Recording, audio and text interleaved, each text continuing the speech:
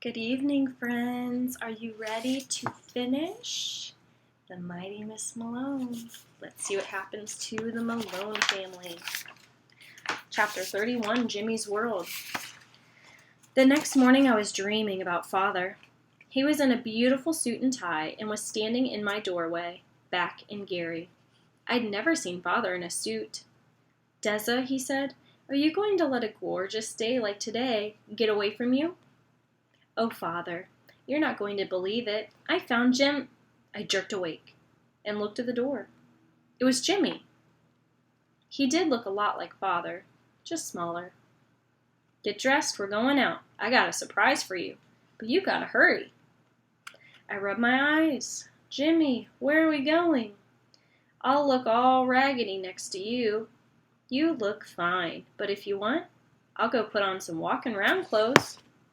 I remember what he said when I wore my blue gingham dress. "Nah, Jimmy, you are one sure enough sharp scrap of calico in that suit." "Deza, that's something you only say to girls. But thanks anyway." I got dressed and cleaned up, and we started down the stairs. The white man who took all the money that people put in Jimmy's hat was sitting on a couch. Jim, great show. Outstanding. Thank you, Mr. Maxwell." "And who's the beautiful young lady?" "This is my sister Deza." Delighted. "Does she sing too?" "Deza don't need to sing. She's going to go to college." "Good for you, girlie."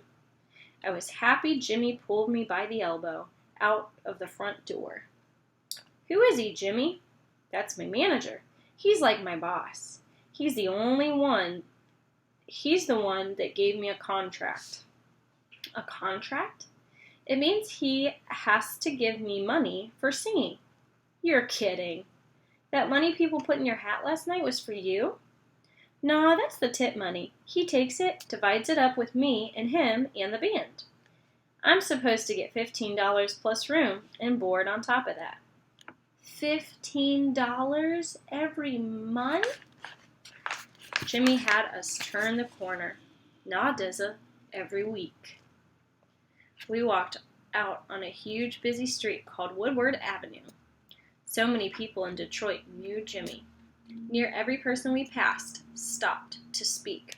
I'm going to pause there because $15 a week might not sound a lot to you. $15 doesn't sound a lot in 2020 times, but I'm going to show you what that $15 would amount to today in 2020.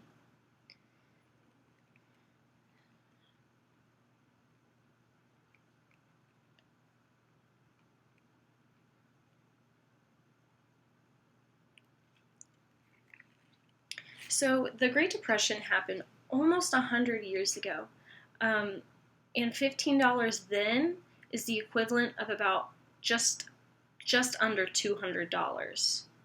So he's making about $200 a week in today's time. Alrighty.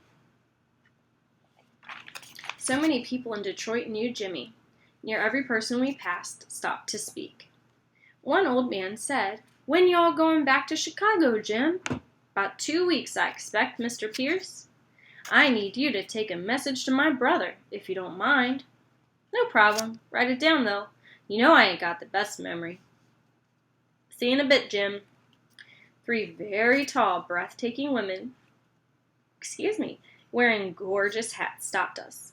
One of them said, "What's this, Papa? You know how jealous I get." "Who is she, and what is she to you?" She was smiling, but I knew I'd be able to knock her out with one punch. "This is my baby sis down from Flint. Deza, this is Sandra and Shayla and Kendra." "Shh." The woman said, "Nice to meet you." After they passed, I sang, "Jimmy's got a girlfriend, Jimmy's got a girlfriend." I know none of you that have older siblings would ever do that to yours, right? Nah, sis. If I had one, she'd be a whole lot younger than them. Kendra's old. Gotta be about 20.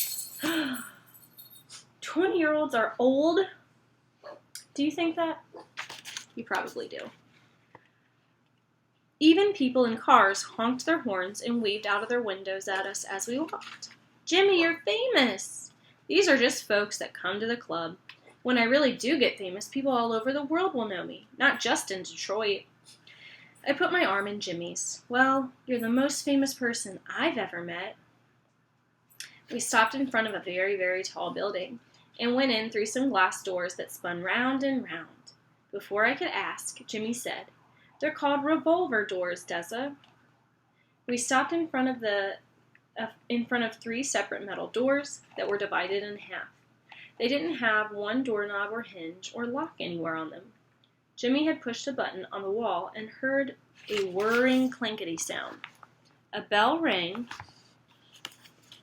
and one of the doors split right in half. Behind it was a lit-up closet. A man sat on a stool in a red suit covered with 2 rows of gold buttons and a little red cap. He was behind something like a cage. He smiled out at me. "Going up." He pulled aside the metal cage, and Jimmy walked right into the closet, so I followed. "What's shaking, Jim?" "Not a thing, Clarence." "Who's the lady?" "My sister Dessa." Keep looking out for the military plane jet that's supposed to be passing over us today. I think they said like 10:20, so I don't want to miss it, but I also really want to finish this book, so sorry if I seem distracted. The man tipped his cap at me. "Welcome, Missy." "Doc's office, Jim?" He pulled the cage back in front of the door. He slid a handle to the side, and the metal doors closed. I had to grab Jimmy's hand when the little room started shaking. One at a time, buttons on a board. "Oh, excuse me." That ran from L to 26 started lighting up. The room banged and jerked one more time, and the man said, "25th floor, attorney's green, Rubenstein, Kramer to the left, Doctors Fortuna, Lyon, and Mitwally to the right." The metal doors came open. The man slid the cage aside. We were in a whole different place. "Later, Jim." "Later, Clarence." The doors closed behind us. It's called an elevator, Dessa. It's kind of scary at first. We'll use the steps down if you want. "Are you kidding?" That was a great surprise. "Let's do it again." I started to push the button pointing down, but Jimmy grabbed my hand. "The elevator isn't the surprise, Dessa. The surprise is Doc. Look." He opened his mouth wide so I could see his teeth. I couldn't believe it. There was something in all of the cavities. "What happened to your teeth?" "Isn't it great, sis? Doc Mitwally filled my cavities up. I don't got no more headaches, and I don't wake up in the middle of the night either. I'm going to get him to fix your teeth up, too." "Aw, Jimmy, thanks, but my teeth don't..." "That's okay. I'm used to it. Sis, that's what it is. You just got used to it. I know how much they hurt. Doc says bad teeth let bad blood get in your system. He says he gets kids young as 8 years old whose mouths are so rotten he has to pull out all of their teeth. He says some of them waited too long and even die." "They die? From cavities?" Jimmy nodded. "If I'm lying, I'm flying. You won't believe how much better you're going to feel, I promise you. Food's going to taste better, you'll start smelling stuff a lot clearer, and your mouth is going to be sweet as a baby's breath." "It really doesn't hurt?" "No, he gives you some gas and a shot while he's doing it, and some pills for after. You just get dizzy and sleep a lot." "I don't know, Jimmy. I've got to get back to Mother. I wrote I'd only be gone 2 days. Dessa, we'll send her a telegram soon as we leave Doc's. We'll let her know you're safe with me and see how long it's going to take Doc to fix you up. Then I'll put you on a bus back to Flint. Ma'll be all right. Besides, I don't see you for all this time. Then you come here and expect to leave me after only 2 days? My mighty Miss Malone would never be so inconsiderate." I moved my hands back and forth like they were on the steering wheel of a car. Jimmy laughed. Yeah. It's the manipulomobile, but I'm not letting you go." He opened a door and walked in. I looked inside but didn't move. Trust me on this. He reached out to me. I took his hand and let him pull me inside. I only did it because something was telling me that Jimmy and the dentist weren't joshing. Anything that hurt this bad really could kill you. I only did it because of that, and because I can trust my brother. Chapter 32, going back to Gary. And I'll be coming back to read this chapter after I get a cold juice, so I'll be right back.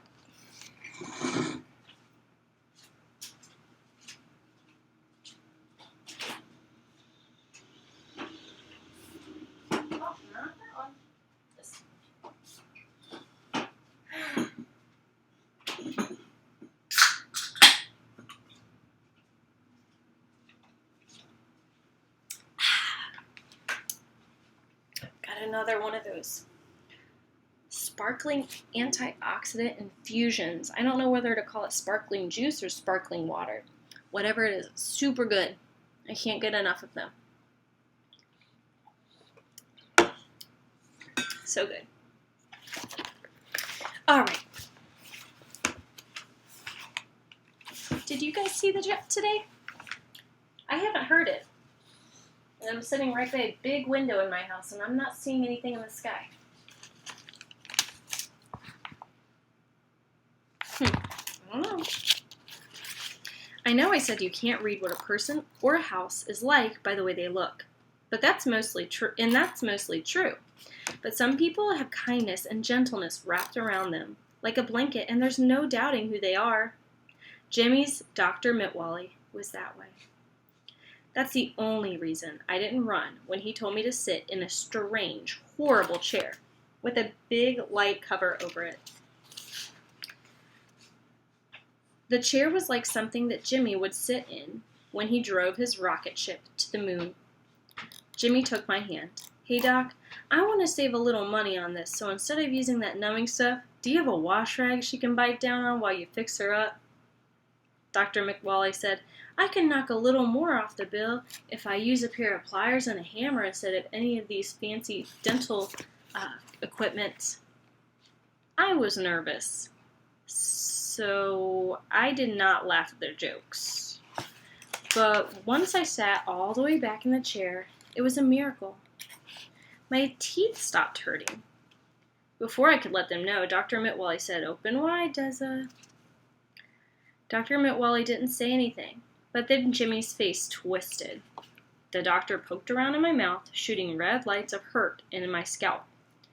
He said over and over, "Sorry, sorry, sorry." Each time he did, more lights flashed. The doctor said, "We need to get these x-rayed. Come in the next room with me, please." Jimmy took my hand, and we followed the doctor. We finished taking the x-rays. Then me and Jimmy went back to the rocket chair. I sat and he held my hand. After a while, the doctor came back in and said, "I've seen worse. You're going to lose a few. I'll be able to give you some relief immediately, but there are some things that are going to take more time." Jimmy said, "You know I'm good for anything, Doc. Just fix her up, please." "We're talking about months of work, James." "She's got to go to school in Flint. But we'll get her here, Doc." Dr. Mitwally said, "I can recommend a good dentist in Flint." He smiled at me. "You're one tough cookie, my dear. I can't believe how you're able to think, much less excel in school. By the way, don't let him know, but everyone's sick and tired of hearing Jimmy brag about how smart his baby sister is. You'll feel 100 times better when you leave here. And once you get everything taken care of, you'll be as good as new. Now wipe those tears, and let's get to work. You're going to feel a little pinch." The needle he'd been hiding behind his back came at my mouth, and then He put a little triangle-shaped mask over my nose and mouth. Jimmy said, "Sweet dreams, sis." And that was it. The next thing I knew, I was floating out of the office, getting into a taxi cab with Jimmy, and trying to talk. "Tessa, your mouth's all swole up. Just try to sleep." "But mother? What about mother?" "I sent Ma a telegram. She's going to pick you up from the bus tomorrow. Doc said you were a real soldier. I told him he wasn't telling me anything I didn't know." For some reason, that was very funny, and I started saluting. Jimmy saluted back. "Time to fall out, General." I woke up crying. "Well, come on then."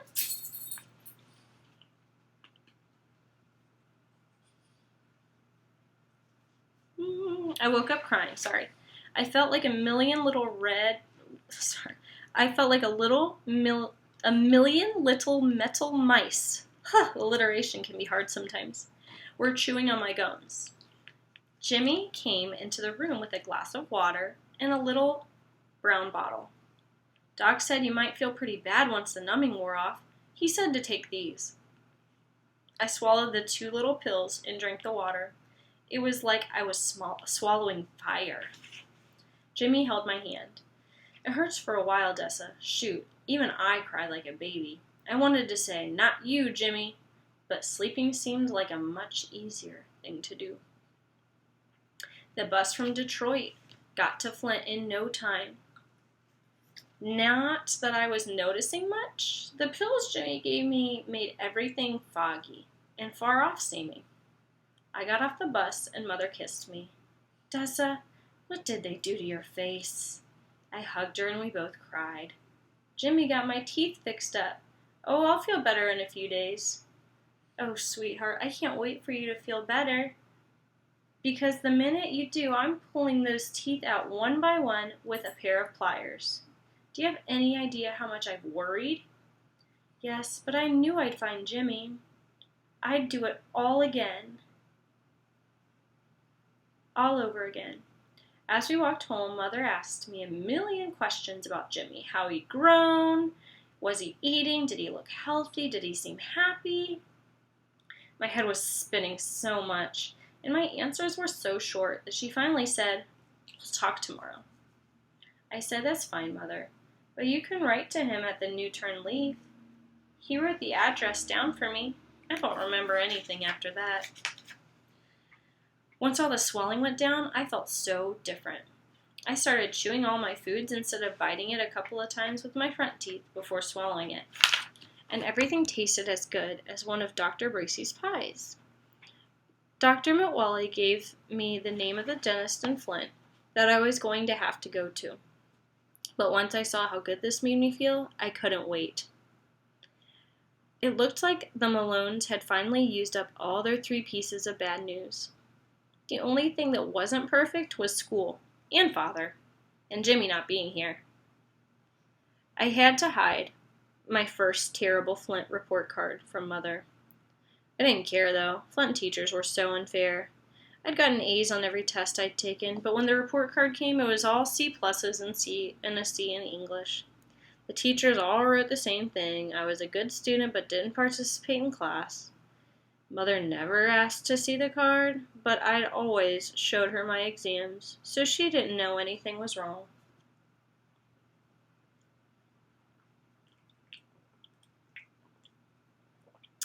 It's so good. The letters from Father came like clockwork. Every 2 weeks he'd send $10 or $20 and a note telling about how his hand was getting better. He was still working as a traveling carpenter, mostly in cities geologically located in the South. The letters came from Jacksonville, Florida, New York City, Washington, D.C., Baltimore, Maryland, and Atlanta, Georgia. It all ended one Friday in May when I went to the post office, and Mr. James said, "Sorry, Dessa, there's no letter today." I wasn't going to let that bother me too much. Father's letters had been late a couple of times. But Mrs. James laughed and said, "But there is a package." She waved a box at me. "Are you looking at me? Are you liking this chapter?" It was from Father. I said, Mrs. James, you like teasing so much you could be one of the Malones. She said, why, thank you, Miss Malone. It would be an honor to be in your family.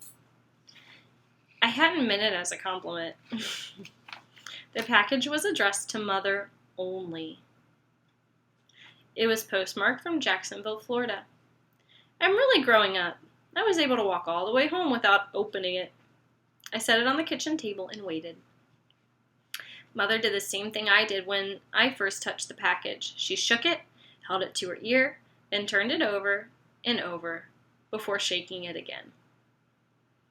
Something's rattling in there, Dessa. What do you think it is? Gold? Mother laughed. Well, if it isn't, we shouldn't waste another second. I screamed, Mother! As my Indiana mother tore at the package, Flint style. She laughed and finally got the paper off. She said, Here goes, and opened the lid of a blue cardboard box. Inside was an envelope, a letter, and 2 keys held together by a piece of wire. Dear Peg and Dessa, I told you, when one of the Malones gives their word, we keep it. These keys are for 541 Jackson Street in a beautiful city in Indiana called Gary. I have paid the rent for 6 months, and you can move in at the beginning of June. My hand is still injured, and I am still traveling and working. I have sent some extra for your move. I will still send money.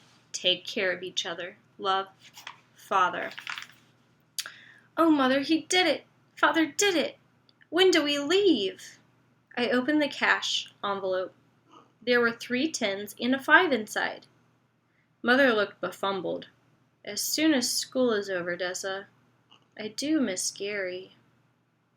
That was chapter 32. Part 3 is just one chapter. Chapter 33, A Little Closer. Early summer 1937 in Gary, Indiana. I'm actually going to end this video here. I have some errands to run and some chores to do. And then what I'll do is I'll release this video early. And then I will post chapter 33, which is quite a long chapter, on its own tonight at 5. All right. I hope you enjoyed these 2 chapters. I can't wait to see how this story ends. 1 chapter left, part 3. What do you think, Stella? What do you think? Is it going to be a happy ending? You think Dessa's going to have a happy ending? You do? I hope so. I think so too. All right, guys, have a great afternoon.